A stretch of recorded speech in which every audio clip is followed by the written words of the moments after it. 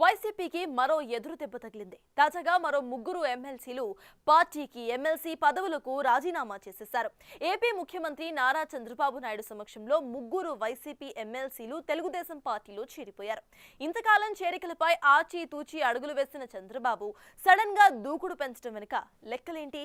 ఇప్పటికే టీడీపీకి రాష్ట్రంలో బలం పెరిగి మరింత పటిష్టంగా తయారవుతుంది. రేపు నియోజకవర్గాల పునర్విభజనతో రాష్ట్రంలో సెగ్మెంట్లు పెరిగినా టీడీపీలో అవసరమైన దానికంటే ఎక్కువ మందే నాయకులు ఉన్నారు. మరి కొత్తగా టీడీపీ అధినేత వైసీపీ నేతలకు ఇచ్చిన చేరికలకు డోళ్లు తెరవటం వెనుక ఆ వ్యూహం ఏంటి?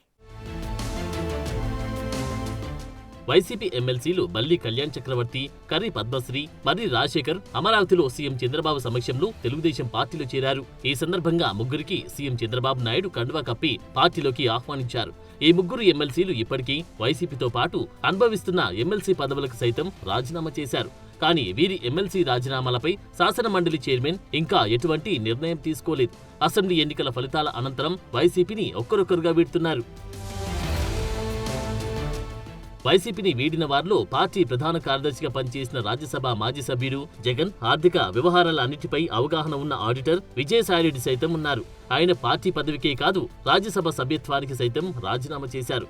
జగన్ సమీప బంధువు మాజీ మంత్రి బాలినేని శ్రీనివాసరెడ్డి వంటి కీలక నేతలు సైతం పార్టీకి గుడ్ బై చెప్పేశారు. అలాగే వైసీపీ నుంచి రాజ్యసభకు వెళ్లిన పలువురు ఎంపీలు సైతం పార్టీతో పాటు ఆ పదవికి సైతం గుడ్ బై చెప్పేశారు. ఆ జాబితాలో తాజాగా ఈ ముగ్గురు ఎమ్మెల్సీలు చేరారు.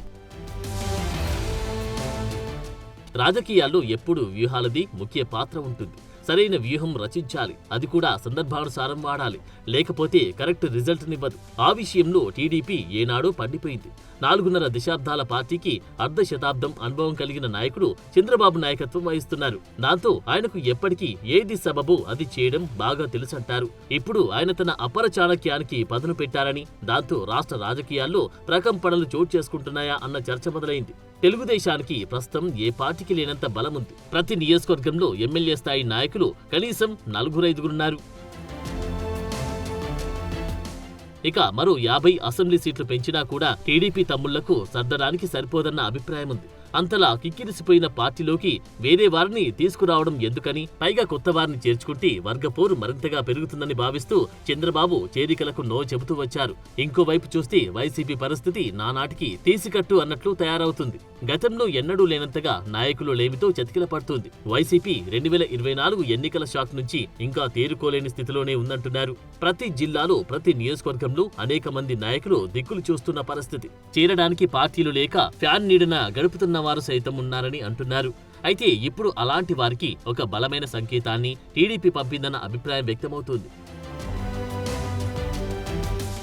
తాజాగా వైసీపీకి చెందిన ముగ్గురు ఎమ్మెల్సీలను టీడీపీ చేర్చుకుంది. మర్రి రాజశేఖర్, కర్రి పద్మశ్రీ, బల్లి కళ్యాణ్ చక్రవర్తి సిట్టింగ్ ఎమ్మెల్సీలు.